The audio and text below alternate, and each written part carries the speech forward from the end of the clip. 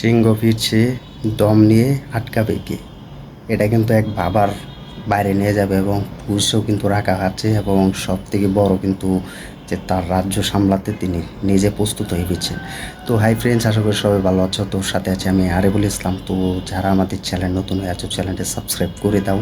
তো সুপারস্টার জিৎ কিন্তু দম লাগিয়ে কিন্তু ফিরছেন, তো ধামাকা নিয়ে কিন্তু তিনি প্রস্তুত হচ্ছেন। তো এটা দেখার জন্য কিন্তু সব থেকে অপেক্ষায় আছি আমরা এবং সুপারস্টার জিতের কিন্তু ভক্তরা কিন্তু অপেক্ষায় আছে যে সুপারস্টার জিতকে এক ঝলক তার কমার্শিয়াল মুভি দেখার জন্য, কমার্শিয়াল ফাইট দেখার জন্য।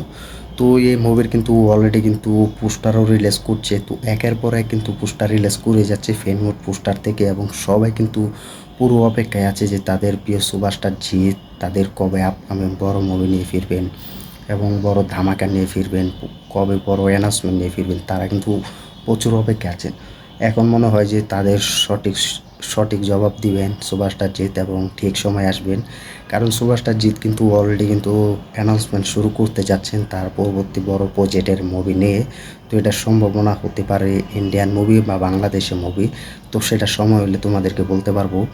তো এইটুকু জানি আমি যে কিছু আপডেট কালেক্ট করে তোমাদেরকে জানাচ্ছি যে সব থেকে বড় আপডেট সেটি সুপারস্টার জিৎ কিন্তু প্রস্তুত হয়ে আছেন। তো তিনি কিন্তু সময় এলে তিনি অ্যানাউন্সমেন্টটা শুরু করে দিবেন এবং মুভির ঘোষণা কিন্তু তিনি করতে যাচ্ছেন। তো এটা কিন্তু তিনি খুব ঠান্ডা মাথায় কিন্তু প্রস্তুত হয়ে আছেন এবং বসে আছেন।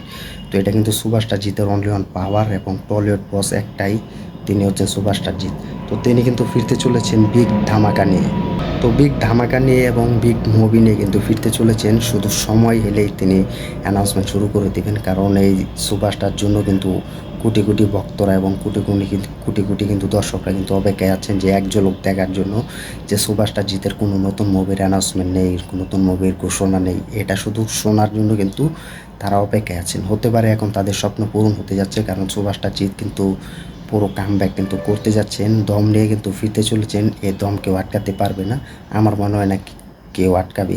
কারণ সুপারস্টার জিৎ কিন্তু যেভাবে তিনি Khakee the Bengal chapter 2 web series দিয়ে বলিউডে কামব্যাক করেছেন এবং বলিউডের দর্শকরা কিন্তু ভক্তরা কিন্তু বুঝতে পারছে যে সুপারস্টার জিৎ কীরকম সুপারস্টার এবং কীরকম অ্যাক্টর এবং কীরকম প্রডিউসার। তো তারাও কিন্তু এখন বুঝতে পারছে। তো সবাই কিন্তু এক লেভেলে কিন্তু সুপারস্টার জিতের কিন্তু স্বপ্ন ছিল যে তিনি প্যান ইন্ডিয়া মুভি রিলিজ দিবে এবং প্যান ইন্ডিয়া সেই পর্যন্ত গিয়ে কিন্তু তার মুভিগুলো কিন্তু করবেন এবং অভিনয় করবেন। তো সেটা কিন্তু হয়েছে। তো Khakee the Bengal chapter 2 web series এটি কিন্তু কম লেভেলের নয়, এটি কিন্তু সবথেকে বড় প্ল্যাটফর্ম নেটফ্লিক্স। তো সেখানে কিন্তু সুপারস্টার জিৎ গিয়ে কিন্তু অভিনয় করেছে এবং সেখানে গিয়ে কিন্তু রিলিজ দিয়েছে এবং প্রমোশন করেছে, সব এভরিথিং কিন্তু সব করেছে।